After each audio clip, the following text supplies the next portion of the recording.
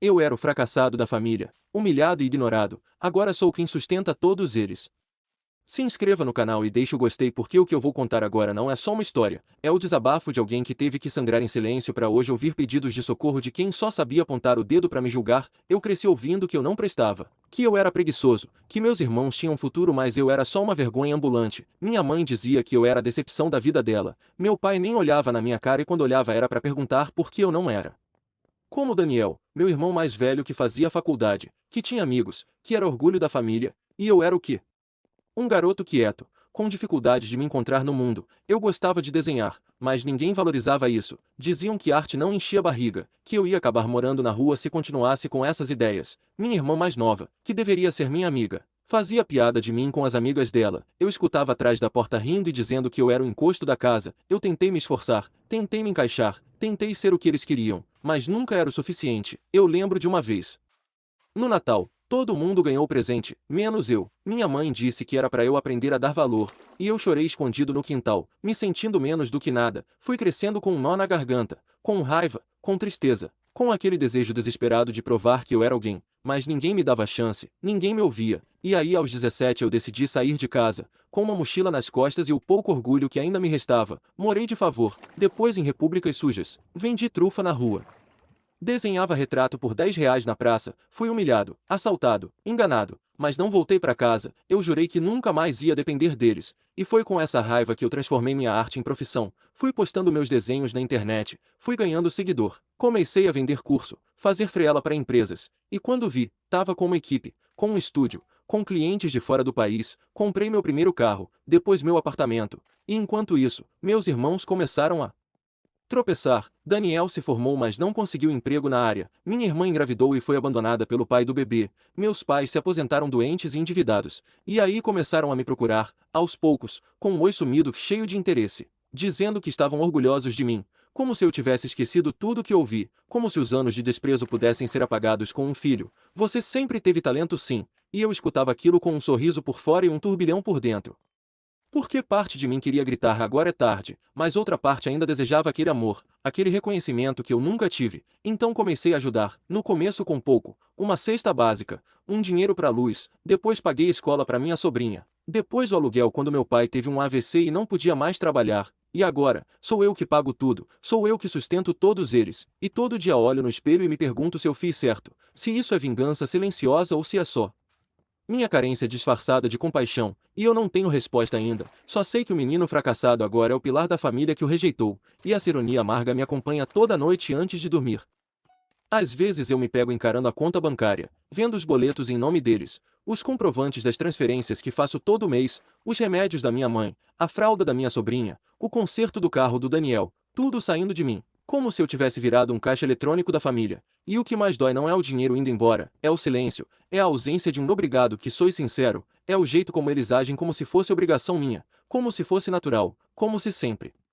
tivesse sido assim. Como se eu nunca tivesse dormido no chão de um quarto mofado com fome porque não tinha nem pão velho para comer. Eles não perguntam como eu estou, não querem saber se eu ando cansado, se minha saúde mental tá em frangalhos de tanto peso que carrego nas costas. Eles só pedem, pedem e pedem. E quando eu tento colocar limite, vem com aquele discurso de nossa, agora que tá bem esqueceu da família, como se tivessem sido família algum dia para mim, como se tivessem me abraçado. Quando eu chorava trancado no banheiro depois de ouvir que eu era um estorvo, a verdade é que agora eles precisam mais de mim do que eu precisei deles, e isso me coloca num lugar estranho, porque por fora eu sou bem-sucedido, reconhecido, elogiado, mas por dentro carrego um buraco que nem todo sucesso consegue tapar, e tem dias que eu acordo com vontade de cortar tudo, de sumir, de mudar de país e deixar todos eles para trás, mas aí vem a culpa, vem a lembrança da minha sobrinha me chamando de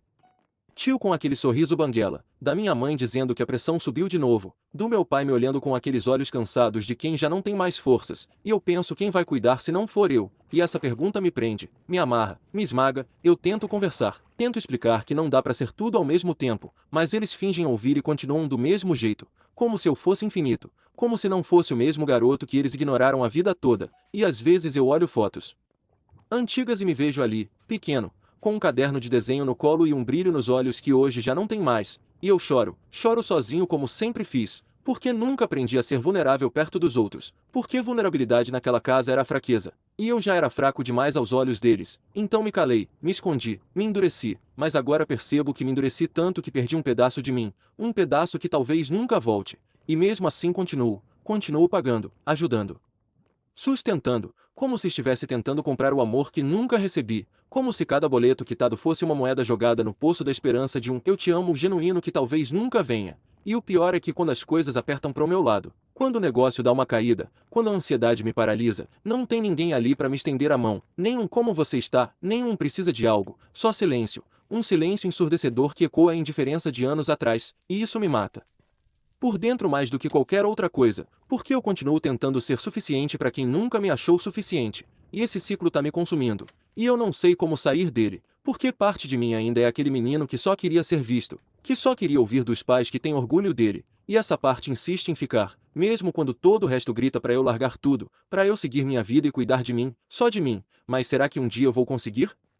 Eu comecei a perceber o quanto essa relação era tóxica no dia em que meu irmão apareceu na minha porta de surpresa, suado, nervoso, falando rápido, pedindo dinheiro como se estivesse me fazendo um favor por ter vindo até mim, como se eu tivesse a obrigação de ajudá-lo porque, segundo ele, tu só tem isso tudo hoje por nossa causa. E aquilo me atingiu como um soco, porque ele não sabia nada do que eu passei, do quanto eu suei sangue para chegar onde cheguei, das noites viradas aprendendo a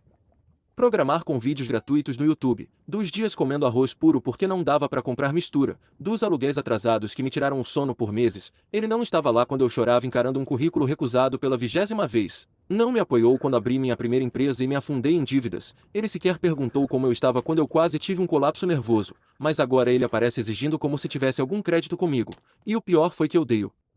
dinheiro, mesmo revoltado, mesmo engolindo orgulho, mesmo sabendo que ele ia torrar tudo em besteira como sempre fez, porque parte de mim ainda esperava reconhecimento, ainda sonhava com o dia em que ele ia olhar nos meus olhos e dizer cara, me desculpa por tudo, mas isso nunca aconteceu, e depois desse dia ele começou a aparecer mais, sempre com um novo problema, uma dívida, uma desculpa, e eu fui cedendo, fui me esvaziando, porque queria manter a paz, porque queria que minha mãe ficasse orgulhosa de mim, porque no fundo ainda me sentia aquele garoto que não era suficiente, que precisava provar o tempo inteiro que era digno de amor, e foi nesse ritmo que eu comecei a me perder, comecei a acordar sem vontade de levantar da cama, comecei a evitar olhar no espelho, comecei a me sentir usado, explorado, vazio, como se minha vida tivesse virado um serviço público gratuito para os outros e uma prisão silenciosa para mim, e cada vez que eu tentava dizer não, vinha o peso da chantagem emocional. Nossa, você mudou, antes era tão humilde, o dinheiro subiu para a cabeça, como se eu não tivesse direito de cuidar de mim, como se minha obrigação fosse suprir todos os buracos emocionais e financeiros que eles mesmos criaram. E aí veio o pior, quando minha mãe ficou doente de verdade, quando o médico disse que precisava de um tratamento caro, e eles todos, meu pai, meu irmão, minha cunhada, todos olharam para mim, como se eu fosse a salvação, e eu fui, claro que fui, porque apesar de tudo ela ainda era minha mãe. E eu ainda era o mesmo menino carente que queria que ela se orgulhasse dele. E eu banquei tudo, sem pestanejar. E nem assim eles mudaram, nem um gesto de gratidão verdadeira. Só mais cobranças, mais silêncio, mais frieza. E nesse ponto eu comecei a me perguntar se o problema estava mesmo neles ou se era em mim, se eu tinha me colocado nesse lugar de mártir, se eu tinha permitido que me tratassem como um bolso ambulante. E a resposta doeu, porque sim, fui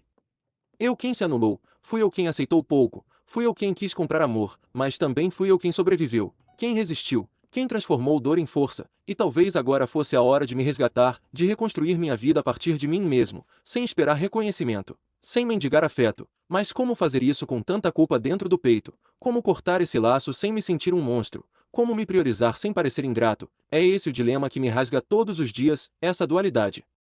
entre querer ser livre e me sentir preso por vínculos que nunca foram recíprocos, e mesmo sabendo disso, ainda assim, no fundo, eu só queria que eles me enxergassem de verdade pela primeira vez na vida.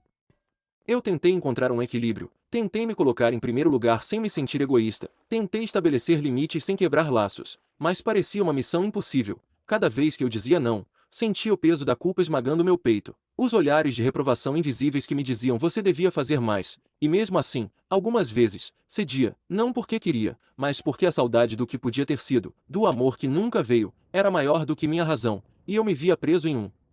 ciclo de dar e receber nada, de querer e não ser querido, até que um dia eu percebi que não podia continuar assim, que para me salvar eu precisava primeiro me separar, precisava criar distância não só física, mas emocional, e foi quando decidi mudar. Comecei a me afastar, comecei a diminuir o ritmo das ajudas, comecei a pensar em mim, de verdade, mas a reação deles foi pior do que eu imaginava. Vieram com acusações, com chantagens emocionais ainda mais pesadas. Você vai se arrepender.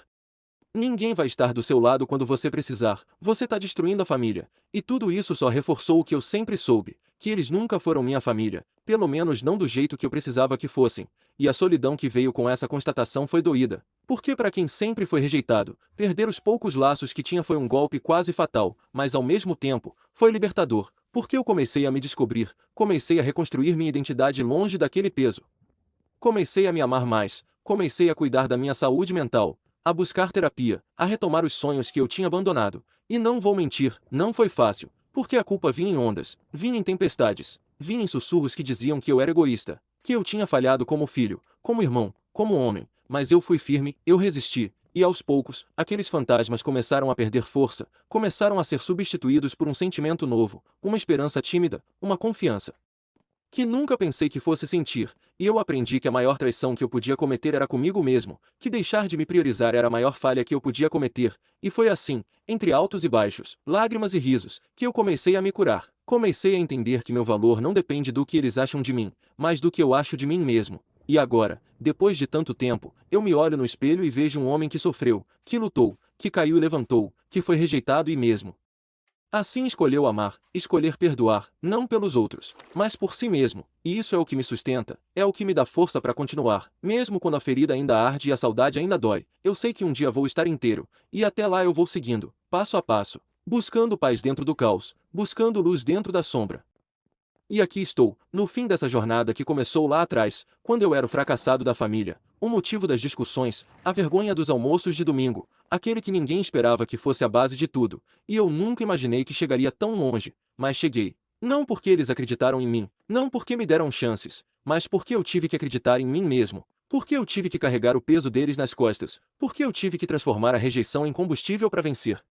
E mesmo com tudo isso, ainda sinto uma ferida aberta, um buraco que dinheiro nenhum consegue preencher, porque o que eu queria mesmo era amor, era reconhecimento, era um abraço sincero e um eu te amo que nunca vieram. E agora que sou o provedor, o suporte, o pilar que mantém a casa de pé, vejo que o que eles esperavam de mim era diferente do que eu me tornei. Eles queriam um menino submisso, o que aceitava humilhação calado, o que vivia na sombra deles, mas eu me libertei dessa prisão. Eu construí minha própria luz, mesmo que isso tenha custado o afastamento, mesmo que isso tenha custado o fim de algumas relações, porque eu aprendi que amar não é se anular, que perdão não é esquecer, que superação não é voltar atrás, e eu me recuso a ser a sombra de ninguém. Eu sou o homem que saiu do fracasso para ser o alicerce da família que me rejeitou, e isso é uma vitória que ninguém pode tirar, e mesmo que essa vitória venha com um preço alto, eu aceito, porque o que vale a pena na vida é ser fiel a si mesmo, e hoje eu me olho no espelho e finalmente vejo um homem inteiro, com cicatrizes, mas inteiro. E se um dia eles quiserem realmente ser família, vou ouvir, mas não vou mais me destruir para agradar, não vou mais me perder para ser aceito, porque eu sou mais que o fracassado que eles criaram, eu sou o homem que escolheu vencer apesar deles, e essa é a minha verdade, essa é a minha história, e se tiver gostado, comente e compartilhe para eu trazer mais conteúdos como esse.